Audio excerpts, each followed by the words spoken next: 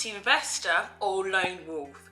These are the people that you really need to have around you. You need to surround yourself with your perfect dream team. Don't find out the hard way like I did. And you're going to want to watch the entire video to find out who are the most important people to have around you. So the first member of your property dream team will be a really good mortgage broker. Now, they are more valuable than gold in my opinion.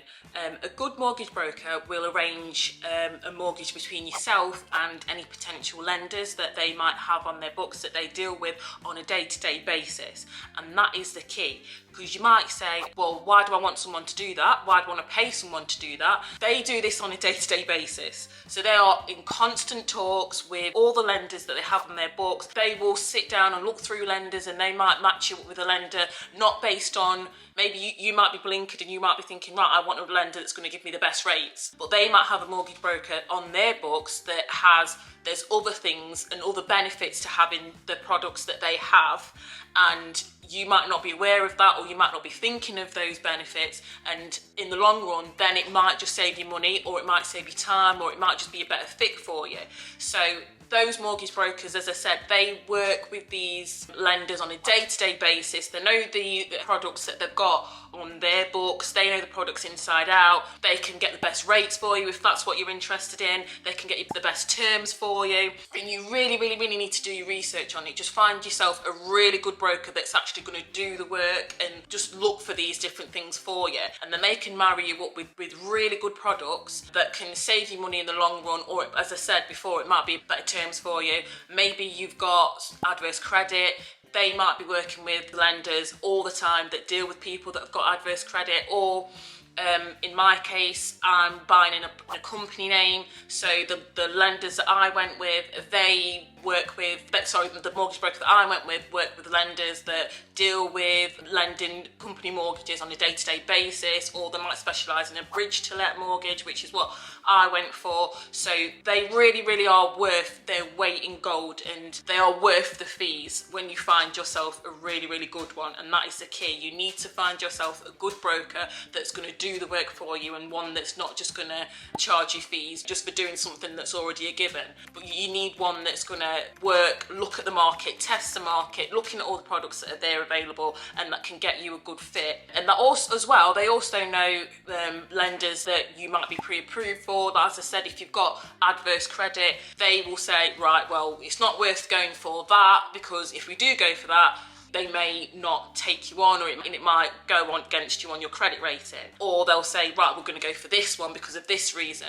So it's valuable that you find yourself a really good mortgage broker. And they just make your life easier, and they help, and it's not just, they don't just test the market and marry you up with good lenders. A good mortgage broker could charge you anything from £200 upwards per sort of deal, but as I said, do your research, have a look for what's out there, and find yourself a really good one. And I'll put the details to my mortgage broker if you're in the Nottingham area. I'll pop that down in the description box, and you could contact them if you need them for anything. Bonus tip as well, if you've got adverse credit, it might be worth looking into a good financial advisor as well. And I'd say the next member of your property dream team would be a really good solicitor. It's crucial that you get a really good solicitor for the type of property that you're going to be buying. So for example, if you're going to be purchasing a commercial property, it'd be really good if you get a really good solicitor that specialises in dealing with commercial property purchases.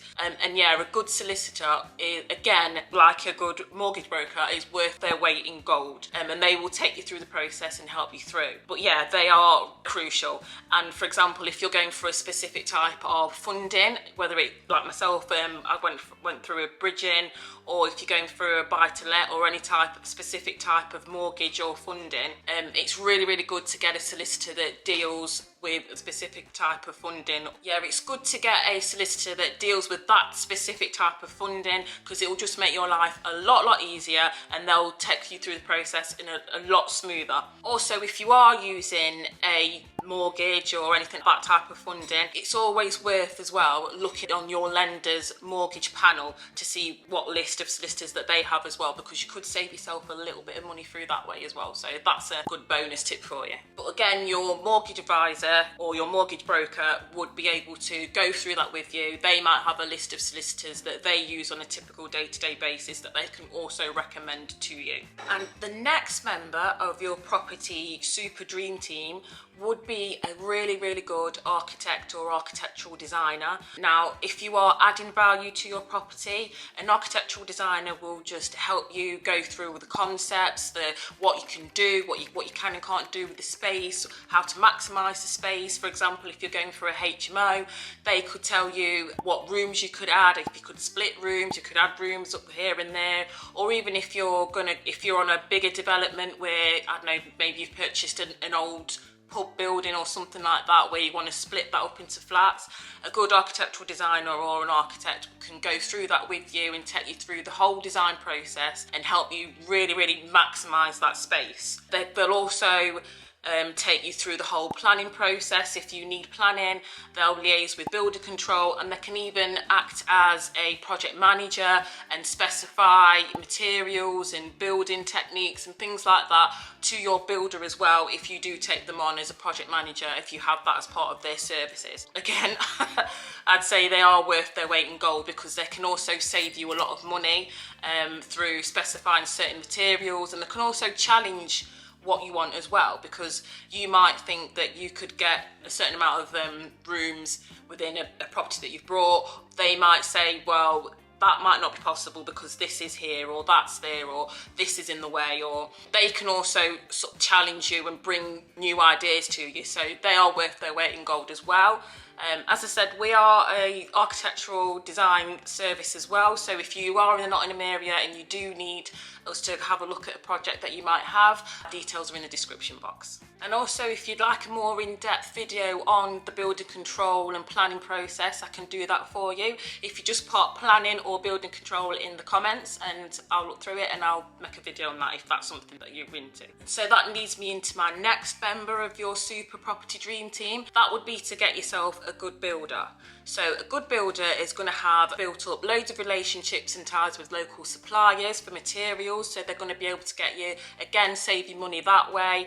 If you're remote investing, you can also trust that they will get on with the job without you having to be there to constantly breathing down their neck, and just get on there and just get on and do the works for you if you're remote investing. And again, they'll have good relationships with local structural engineers, local consultants and things like that. So yeah, a good builder who is flexible and can move with you in your project and your timelines is crucial when you are starting out in property. So yeah, a good builder is crucial to have within your property super dream team. Another member of your super property dream team would be a good structural engineer. Again, if you are adding value to a property by either extending it, or even if you're doing a loft conversion or something like that, you really need to have a good structural engineer come give you good advice and take their advice on board. That will come and work with you and the builder. And even if, for example, you might dig down into the ground or the footings and you might find something in the ground, or the ground might not be as expected, a good structural engineer can come back, amend drawings and basically just move and be fluid with the project. So it is crucial that you find yourself a really good structural engineer. They are worth their weight in gold, and you will need the structural calculations and reports for things like the builder control submission. So yeah, that's another member of your super property dream team. And another member of your super property dream team would be to get yourself a really good estate agent. Now, this is key, especially if you are remote investing. I'm not really remote investing, so it's not so much on my radar, but if you are remote investing, they will do things like they'll vet and credit check any potential tenants that you might have. They'll take your deposits, they'll do your rental agreements, they'll do spot checks, they'll monitor the tenants, they'll investigate any maintenance issues and things like that if they are really good estate agents and they're on what they're doing. If you are remote investing, that would be something that you would want to look into, would be to have a really good, or have good connections with really good local estate agents. Here are a few sort of bonus team members for when you actually get onto your projects.